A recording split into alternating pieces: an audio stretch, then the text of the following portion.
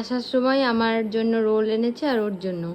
এটা দেখে অনেকে অনেক রকম মন্তব্য করবে, কারণ বলবে যে এত তাড়াতাড়ি রোল ফাস্ট ফুড খাচ্ছে বাইরের, আর অনেক কিছু শপিং করে এনেছে। আর কি এনেছে দেখাও নিচ থেকে, এগুলো সব কি কি আছে আমি দেখাচ্ছি একটা আলাদা শর্টস ভিডিওতে।